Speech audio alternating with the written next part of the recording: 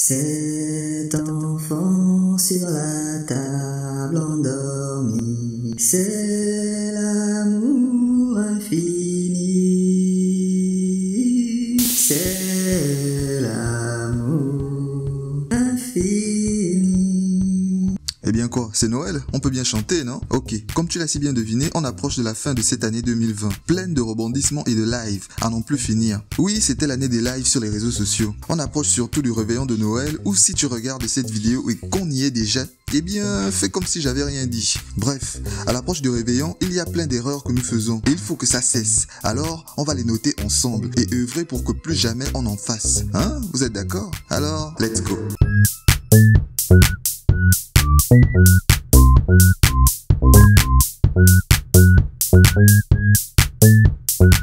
Premièrement, l'erreur qu'il ne faut absolument pas commettre, c'est l'achat des courses à la dernière minute. Bon sang, c'est incroyable à quel point chaque année la même erreur se répète. C'est toujours le soir du réveillon que tout le monde se bouscule, qu'on cherche la dernière PlayStation à offrir à son fils, la bûche de Noël la plus grosse, etc., etc. Si vous ne me croyez pas, essayez de vous pointer dans les magasins de grande surface le soir du réveillon. Tu auras la sensation d'être le Hobbit lors de la bataille des 5 armées. Non, j'abuse un peu, mais voyons, tu vois ce que je veux dire, n'est-ce pas? Donc, pour éviter cela, optez pour un approvisionnement 1 ou 2 jours avant le soir du réveillon. C'est bien mieux pour tout le monde et ce sera bien plus économique.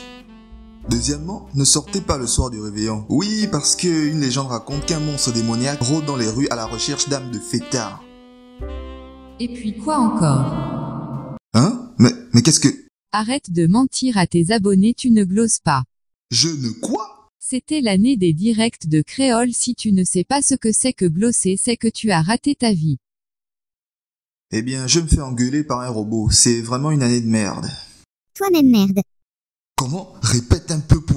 Bref, je rigolais évidemment. Ne sortez pas faire la fête comme un fou, à crier partout joyeux Noël, à boire comme un malade, se trémousser en boîte de nuit avec des inconnus pour célébrer la naissance de l'enfant Jésus, c'est un peu too much, vous trouvez pas? Mieux vaut si vous êtes en famille de rester chez vous et de passer ce réveillon avec les personnes qui comptent le plus pour vous. Ou alors si vous êtes seul, passez-le avec la personne la plus importante du monde, c'est-à-dire vous-même. Restez au calme chez soi au chaud et se faire un bon repas, faites ce que vous aimez, car croyez-moi, vaut mieux être seul que très mal accompagné.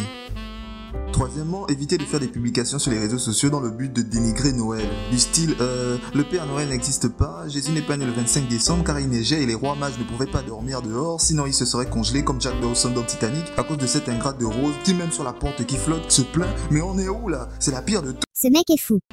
Bref, ce genre de personnes derrière leurs publications ne savent même pas ce qu'ils racontent. Et j'ai pas envie de trop m'y attarder, cela ne m'intéresse pas. Alors, si tu as des enfants, dis-leur que le Père Noël existe et qu'il passera, s'ils sont sages, à leur sommeil, déposer des cadeaux sous le sapin. Le réveillon de Noël est un moment spécial où l'on se retrouve soi-même ou avec les personnes qui nous sont chères. Et où plus rien d'autre ne compte. On rit, on mange, on danse, on s'aime. Certains parlent de magie de Noël car à cette période, tout semble différent. Même si en grandissant, on ne le ressent plus. C'est normal. Car à ce moment-là, notre tâche est de le léguer, de léguer cette sensation aux plus jeunes, à notre futur. Alors, passez de très bonnes fêtes et n'oubliez pas, vous êtes seul, maître de votre bonheur. Alors, ciao. Joyeux Noël à tous. Ça va glosser. Oh, c'est pas vrai.